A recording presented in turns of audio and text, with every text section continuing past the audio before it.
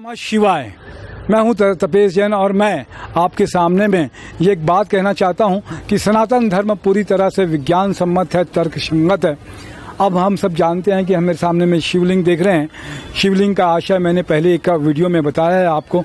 शिवलिंग पर जल चढ़ाने के क्या वैज्ञानिक कारण हैं और क्या तर्क है इसके पीछे में जानने का आज हम लोग प्रयास करेंगे। बहुत सारे धार्मिक किताबों में रिसर्चों में से के बाद में ये मैं बात कह रहा हूँ कि हम सब जानते हैं कि जल जब हवा के संपर्क में आता है तो जल में जो है ऑक्सीजन होती है और वायु में भी ऑक्सीजन होती है। दोनों जब जल को हम हवा के संपर्क में लाते हैं तो ऑक्सीजन और बढ़ जाती है उसका, तो ओजोन बन जाती है O3।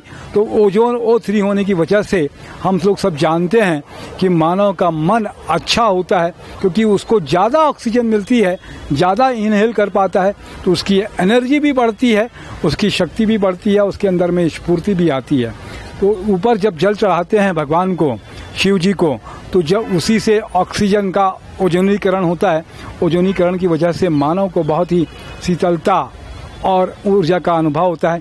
इसके साथ में बेलपत्र चढ़ाने की जो मान्यता है, हम सब जानते हैं कि बेल जो है विष को जो होता है, जो जहर होता है, उसको कम करता है और इसके साथ में गर्मी को भी दूर करने के लिए बेल का उपयोग, बेल के रस का उपयोग किया जाता है।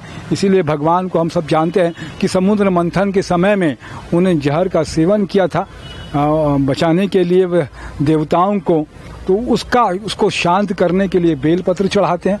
बेल और पानी दोनों को चढ़ाने के बाद में वो पानी जो होता है, आपने अक्सर देखा होगा कि शिवलिंग की स्थापना जो होती है ज़्यादातर नदियों के पास में, तालाबों के पास में, और यह पानी जहाँ पर होता है वहाँ पर होती है। इसके जल को कभी जो पानी जहाँ गिरता है कभी लांघा नहीं जाता है शिवलिंग की, इसलिए पूरी परिक्रमा नहीं की जाती, आधी परिक्रमा की जाती है, क्योंकि उस पानी की शुद्धता को बचाना है।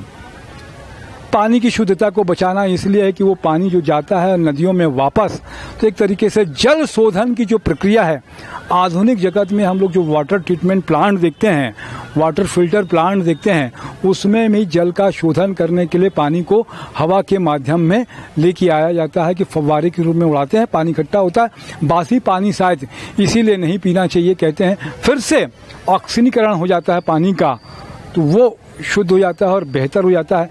तो जल जिसमें जलहरी से निकलकर बेलपत्र के माध्यम से जब वापस से नदियों, तालाबों या जहाँ पे जाता है तो वो जल को शुद्ध करता है।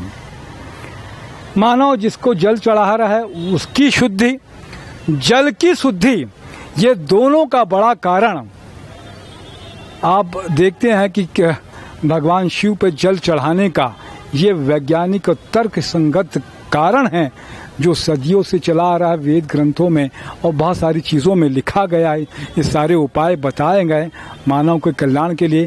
कहते हैं भगवान शिव सृष्टि में मानव कल्याण के लिए ही आए थे, सबका कल्याण करने के लिए। तो ये कल्याण का काम भगवान शिव इस माध्यम से करते हैं। बहुत सारी और भी जानकारियाँ हैं।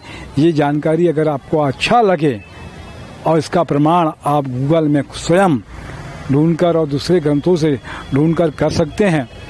मैं तपेश जैन नरेंद्र ठाकुर के साथ में फिर और मिलेंगे एक नए वीडियो के साथ में। जय भोले भंडारी, जय शिव शंकर।